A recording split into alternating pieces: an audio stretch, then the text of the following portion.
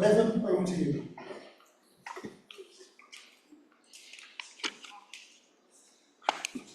Where's my microphone? Okay.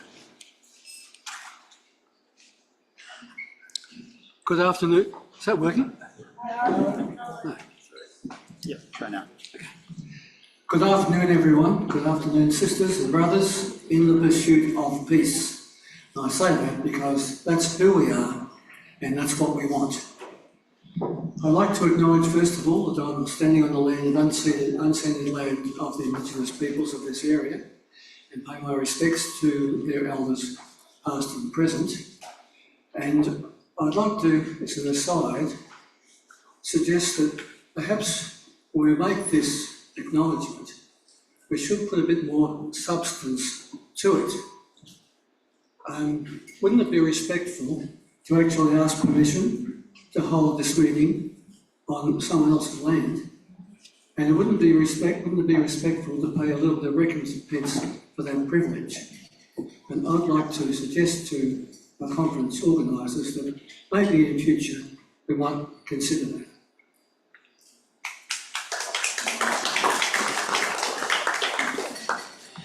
You might be thinking, why would IPAN, an organisation dedicated to peace and Australia's independence, be diverting energy into discussing military policy, meaning an alternative defence for Australia? There are very sound reasons for doing so. Thank you.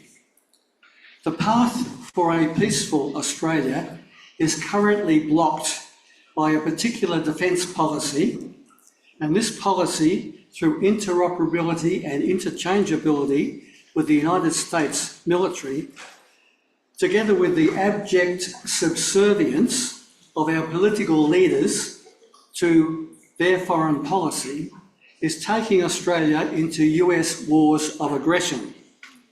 Currently, it is taking us into potential conflict with China, our major trading partner, a war which would be devastating to Australia and our region, if not for the world generally. Adopting an entirely different, self-reliant and independent defence policy is essential for Australia to pursue the path of peace.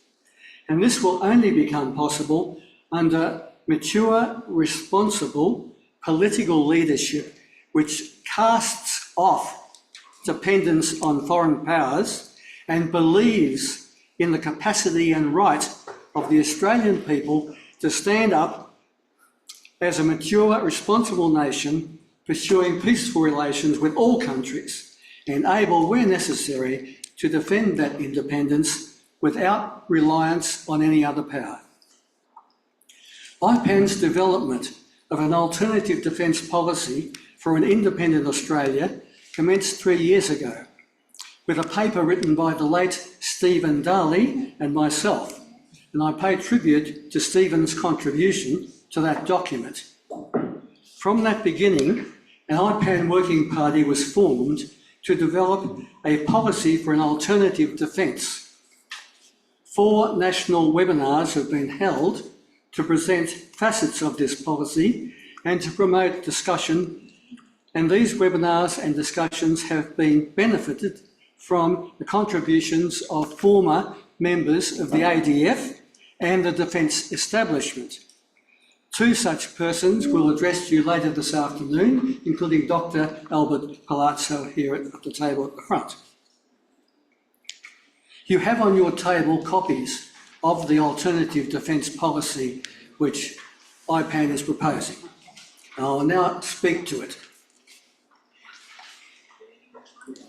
To introduce the subject, I have borrowed from Sam Roggeveen and his book on alternative defence strategy. His book is titled The Echidna Strategy. For inspiration, he'd seized on one of the oldest mammals living on our continent, the echidna, whose prickly defensive armour has enabled it to survive for 1 million years. It is not aggressive. It is an entirely defensive animal. In the 50 or 60,000 years of civilization on this ancient continent, under the stars of the Southern Cross, the civilization on this continent has been invaded, to our knowledge, only once. That occurred in 1788 by the brutal forces of British colonialism.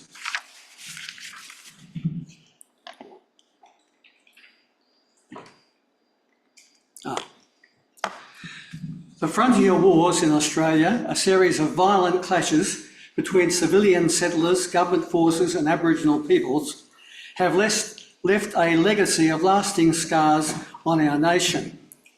They resulted in displacement, dispossession and profound spiritual, cultural, social and economic disruption of the First Nations peoples.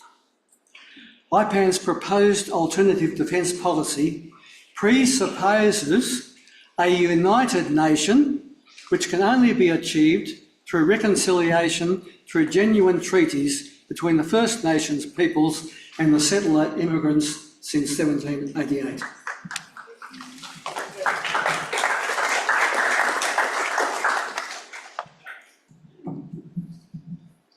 Oh, wrong way. Yep. Thank you. In this alternative defence policy, a truly independent Australia would not be beholden to any foreign power, but seek to resolve hostilities and differences between ourselves and other countries by peaceful, diplomatic means. It would place primary reliance on the critical tools of diplomacy to foresee and resolve international differences and to develop positive and peaceful relations with all countries based on equality and mutual respect.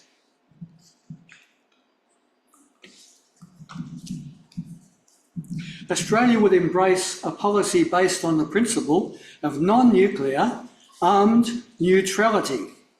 Non-alignment could be a step towards neutrality. Neutrality means that Australia would have no involvement in any wars between other countries. It would prevent Australian territory being used in such wars, and this necessarily means ending foreign military bases on our soil, as that would compromise our neutrality.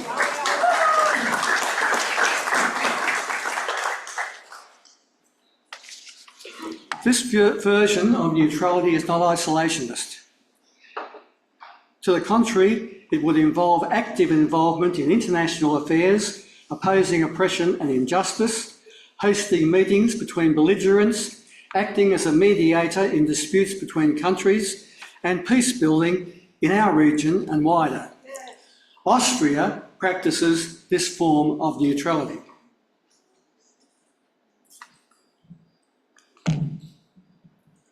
The primary role, armed means, of course, having the capacity to effectively militarily defend Australia against hostile incursions into our sovereign territory. Australia is ideally placed geographically to implement such a policy. This would be a strictly self-defence operation, with a self-defence so prickly that the cost and pain to the enemy is not worth the gain. The cost and pain is not worth the gain. As such, it operates as a deterrence. The Swiss adopted this approach to self-defence, and we are well placed to implement it. They were girt by mountains, we are girt by sea.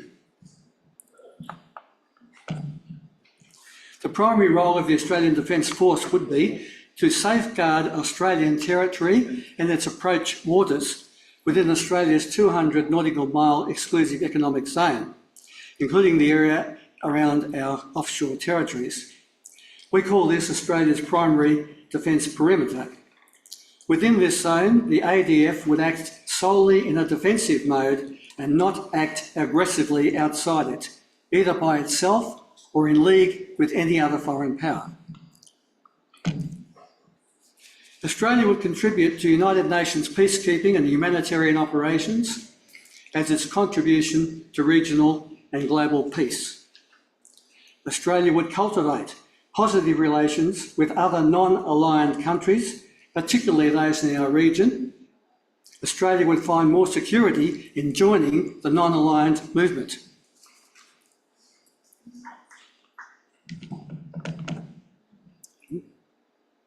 No, sorry. That one.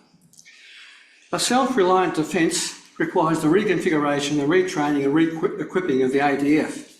Now, and it also requires, I should say, we have not tried to advise on what sort of equipment should be purchased, whether it's submarines or aircraft or whatever else, because there's a very good reason. We're not experts in an area, and if Australia adopted such an independent, self-reliant defence, there are military experts who will choose what is the best apparatus to implement that. In any case, the technologies are changing rapidly, and by the time this might get implemented, hopefully, it might be decades actually, and by then, underwater drones might well have replaced submarines and at a far less cost.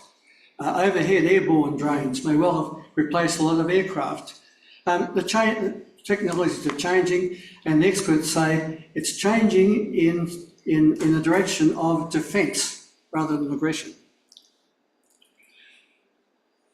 Also, we would need to have an extensive redevelopment of our industry, but not would be an end to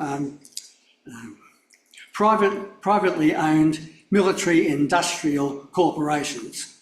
If we have an Australian defence industry strictly to provide the necessities for a self-defence, it would be publicly owned, run by the government, and not for profit, of course. And that's where the problem comes in. No more military industrial complex.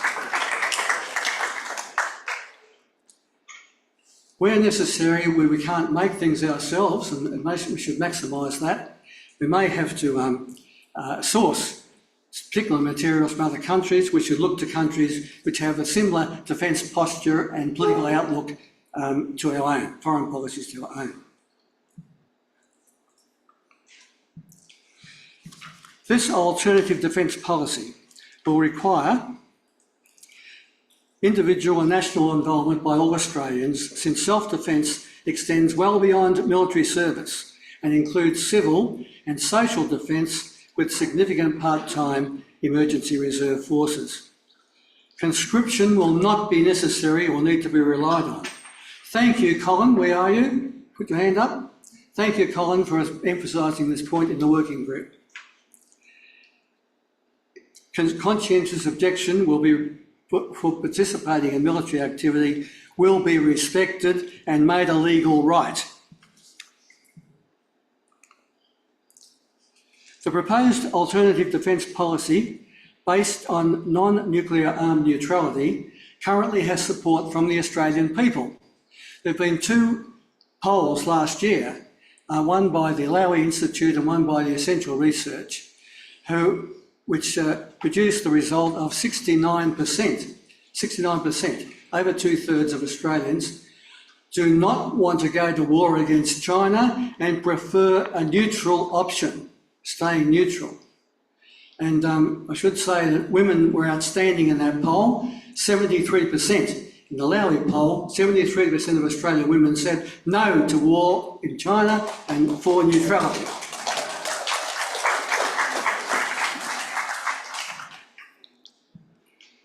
The Alternative Defence Working Group acknowledges and respects those who advocate non-violent resistance as a legitimate mode of defence.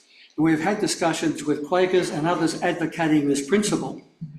However, it was decided that the Australian public is not ready to consider such a concept, and that to propose a credible alternative defence policy, it would have to be based on military defence, self-defence of Australia.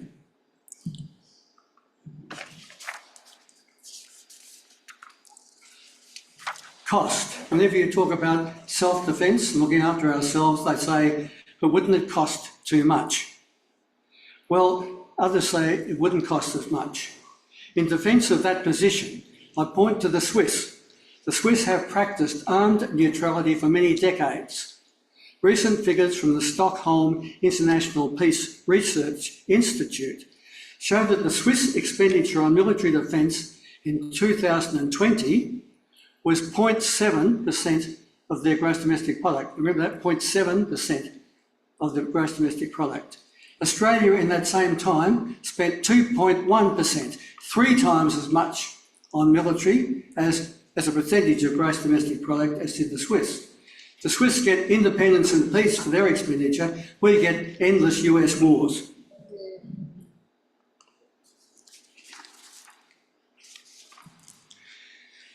IPAN acknowledges that the adoption of neutrality and an alternative self-defence is currently blocked by the US grip on Australia politically, militarily and economically. Only a huge, broad-based, united people's movement will have the capacity to overcome this blockage and enable the adoption of the neutrality option to keep us safe and out of foreign wars. This requires mobilising the Australian people from all walks of life into a broad mass movement demanding peace, no involvement in American-led war on China, cancelling AUKUS and nuclear submarines, closing Pine Gap and other foreign military bases. This is our mission.